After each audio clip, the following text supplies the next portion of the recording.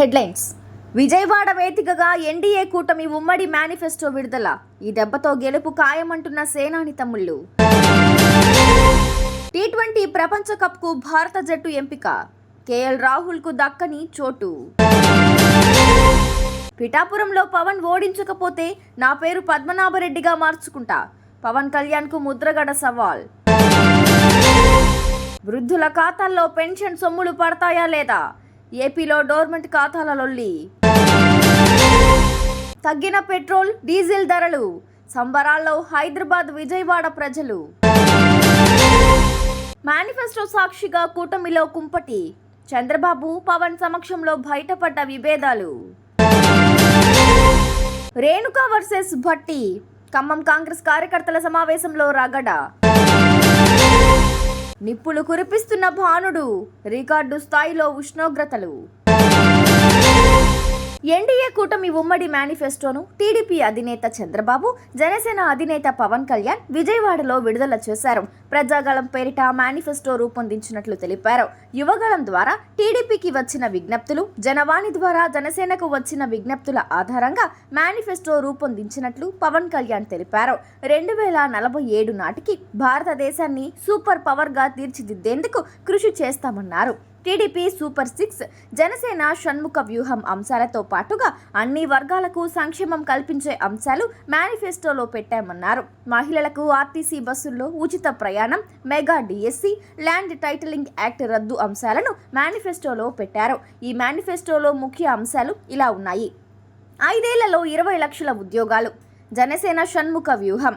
Land titling act రద్దు. నాసిరకం మద్యం రద్దు చేస్తాం. విశాఖను ఆర్థికంగా అభివృద్ధి చేస్తామంటూ ఈ మేనిఫెస్టోలో పేర్కొన్నారు. కొన్నాళ్లుగా సాగుతున్న ఉత్కంఠ వీడింది. టీ20 ప్రపంచ కప్ 2024 టోర్నీ కోసం భారత జట్టును బీసీసీఐ అధికారికంగా ప్రకటించింది. జూన్ 1 నుంచి జూన్ 29వ తేదీ వరకు వెస్టిండీస్, అమెరికా వేదికలుగా ఈ మెగా టోర్నీ జరగనుంది. ఈ టీ20 ప్రపంచ కప్ కోసం భారత జట్టును బీసీసీఐ నేడు వెల్లడించింది. స్టార్ ప్లేయర్ కేఎల్ రాహుల్కు ఈ జట్టులో చోటు దక్కలేదు. ప్రపంచ కప్లో భారత జట్టుకు రోహిత్ శర్మ సారథ్యం వహించనుండగా కొంతకాలంగా ఫామ్లో లేకపోయినా వైస్ కెప్టెన్గా హార్దిక్ పాండ్యానే సెలెక్టర్లు కొనసాగించారు. టీ20 ప్రపంచ కప్ టోర్నీకి భారత జట్టును బీసీసీఐ ప్రకటించింది. 15 మంది ఆటగాళ్లతో కూడిన జట్టును వెల్లడించింది. కేఎల్ రాహుల్ కు చోటు దక్కలేదు. వైస్ కెప్టెన్ గా హార్దిక్ పాండ్యానే ఉన్నాడు. పవన్ కళ్యాణ్ ను ఓడించకపోతే తన పేరు మార్చుకుంటానని ఛాలెంజ్ చేశారు. తన పేరు పద్మనాభరెడ్డిగా మార్చుకుంటానన్నారు. కాకినాడ జిల్లా కిర్లంపూడిలో మంగళవారం ముద్రగడ పద్మనాభం మీడియాతో మాట్లాడారు. ఎమ్మెల్యే పదవి కోసం హైదరాబాద్ నుంచి పిఠాపురం పారిపోయి వచ్చారని పవన్ పై సెటైర్లు వేశారు. రాష్ట్రం చంద్రబాబు జాగీరు కాదన్నారు. పవన్ కళ్యాణ్ కు విషయంపై అవగాహన లేకుండా బూతులు మాట్లాడుతున్నారని విమర్శించారు. తుని రైలు దహనం ఘటనకు చంద్రబాబే కారణమన్నారు. ఈ విషయం పవన్ కళ్యాణ్ తెలుసుకోవాలన్నారు. తనను తీహార్ జైలుకు పంపించాలని హెలికాప్టర్ కూడా సిద్ధం చేశారు. అదంతా చంద్రబాబు కుట్ర అని ఆరోపించారు. ఏపీలో ప్రభుత్వ పెన్షనర్లు వాలంటీర్లతో పంపిణీ చేయడంపై రాజకీయ పార్టీల అభ్యంతరాలతో ఈసీ అడ్డుకట్ట వేయడంతో బ్యాంకు ఖాతాలు ఉన్న వారికి నేరుగా జమ చేయాలని, వృద్ధులు, వికలాంగులు, అనారోగ్య సమస్యలు ఉన్న వారికి ఇతర ఉద్యోగులతో పంపిణీ చేయాలని సూచించింది. మే 1 నుంచి పంపిణీ చేయాల్సిన పెన్షన్లకు కొత్త సమస్యలు తప్పకపోవచ్చు. దాదాపు 41 లక్షల పెన్షన్లను నేరుగా బ్యాంకు ఖాతాలకు జమ చేయనున్నారు. వీటిలో ఎన్ని ఖాతాలు వినియోగంలో ఉన్నాయనే దానిపై స్పష్టత లేదు. బ్యాంకు ఖాతాలు వినియోగంలో లేకపోతే ఆయా బ్యాంకుల నిబంధనల మేరకు ఖాతాల్లో పడిన డబ్బుల్లో తమకు రావాల్సిన డబ్బును జమ చేసుకుంటున్నాయి. 2024 లోక్సభ ఎన్నికలకు ముందు పెట్రోల్, డీజిల్ ధరలను ₹2 తగ్గించింది కేంద్రం. తాజా ధరలు శుక్రవారం ఉదయం 6 గంటలకు అమల్లోకి వచ్చాయి. ఈ నేపథ్యంలో హైదరాబాద్, విజయవాడతో పాటు తెలుగు రాష్ట్రాల్లోని ఇతర నగరాల్లో పెట్రోల్, డీజిల్ ధరలు తగ్గడం జరిగింది. హైదరాబాద్లో పెట్రోల్, డీజిల్ ధరలు శుక్రవారం ₹2.25 తగ్గాయి. లీటర్ పెట్రోల్ ధర ₹107.41గా ఉంది. లీటర్ డీజిల్ ధర ₹2.17 తగ్గి ₹95.65గా ఉంది. ఆంధ్రప్రదేశ్లో పెట్రోల్ ధర తగ్గింది. విజయవాడలో లీటరు ₹2.49 తగ్గి ₹109.31కి చేరింది.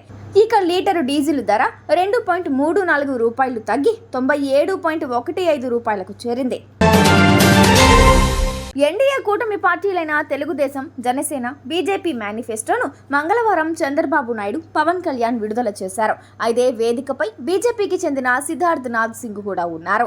అంతా బాగుందనుకున్న సమయంలోనే కూటమి మేనిఫెస్టో విడుదల కొంచెం ఆలస్యమైంది. చంద్రబాబు నాయుడు, పవన్ కళ్యాణ్, సిద్ధార్థ్ నాథ్ సింగ్ వేదికపై నుంచి మేనిఫెస్టో కాపీలను విడుదల చేశారు. ఈ క్రమంలోనే చంద్రబాబు, పవన్ కళ్యాణ్ చేతుల్లో కూటమి మేనిఫెస్టోను పట్టుకుని మీడియాకు చూపించారు. అయితే అక్కడ సిద్ధార్థ్ నాథ్ సింగ్ చేతుల్లో మాత్రం కూటమి మేనిఫెస్టో కాపీ కనిపించలేదు.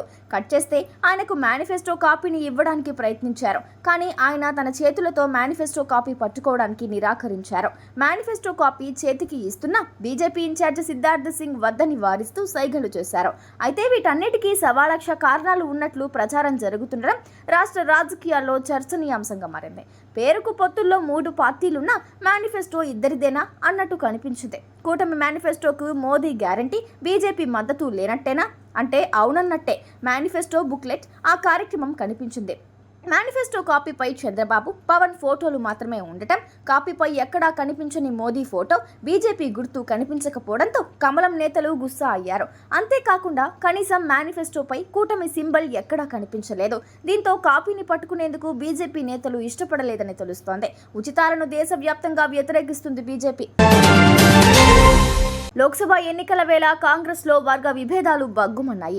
3 మంత్రుల సాక్షిగా ఖమ్మం కాంగ్రెస్ శ్రేణులు బాహాబాహీకి దిగారు. ఖమ్మం జిల్లా కాంగ్రెస్ కార్యాలయంలో ఖమ్మం పార్లమెంటు కార్యకర్తల విస్తృత స్థాయి సమావేశం జరిగింది. ఈ సమావేశానికి మంత్రులు భట్టి విక్రమార్క, పొంగులేటి శ్రీనివాసరెడ్డి, తుమ్మల నాగేశ్వరరావు, ఎంపీ రేణుకా చౌదరి హాజరయ్యారు.